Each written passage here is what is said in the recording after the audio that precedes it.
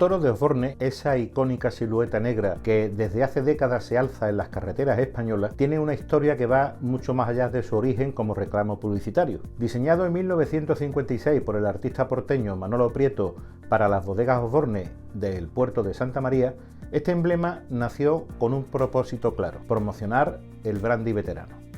Sin embargo, lo que empezó como una estrategia comercial acabó transformándose en un símbolo cultural de España, hasta el punto de que, en un momento crítico, su supervivencia como valla publicitaria estuvo en serio peligro. De esto hace ya casi 30 años.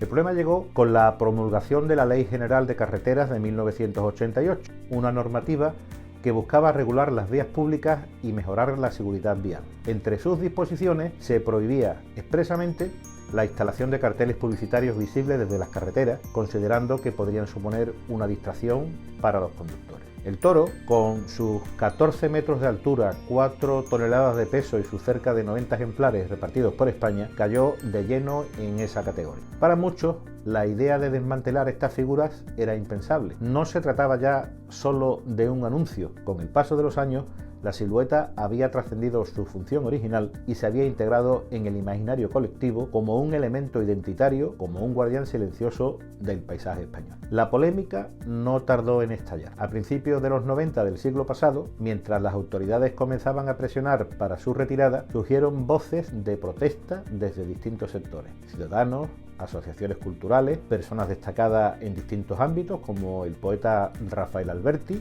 el cineasta Vigas Luna, el escritor Antonio Gala, los periodistas Francisco Umbral, Carlos Herrera, Antonio Burgos, los toreros Esolín de Ubrique, Espartaco e incluso parlamentos autonómicos y ayuntamientos de las localidades donde se erigían los toros alzaron la voz en defensa de esta obra de Manolo Prieto. Argumentaban que el toro de Osborne había dejado de ser una simple valla para convertirse en un símbolo estético y patrimonial, un reflejo de la identidad española que merecía ser preservado por estas circunstancias. La propia bodega, una de las empresas más antiguas de España, también se movilizó recurriendo las multas que le impusieron desde el gobierno y defendiendo que en muchos casos las estructuras ya ni siquiera llevaban el nombre de la marca, sino que se mantenían como piezas desnudas despojadas de su carácter comercial. El debate se prolongó durante varios años, convirtiéndose en un asunto de interés nacional, llegando incluso al Congreso de los Diputados.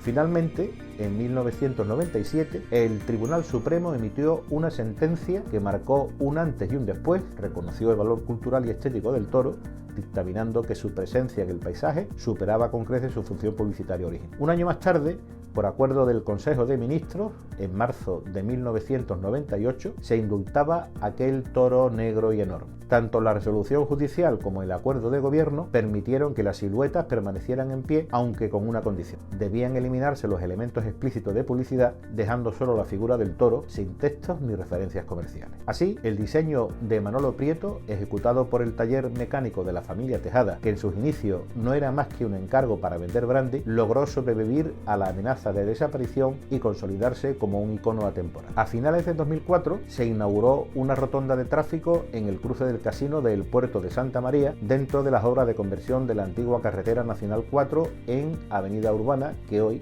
2 décadas después, permanece. Allí se colocaron varias siluetas de toros de Osborne a menor escala, creando una especie de homenaje visual al icónico símbolo. Ogaño, para saber más de la historia de esta imagen metonímica, se encuentra la exposición permanente Toro Gallery, situada en uno de los cascos bodegueros de Osborne, en el centro de la ciudad.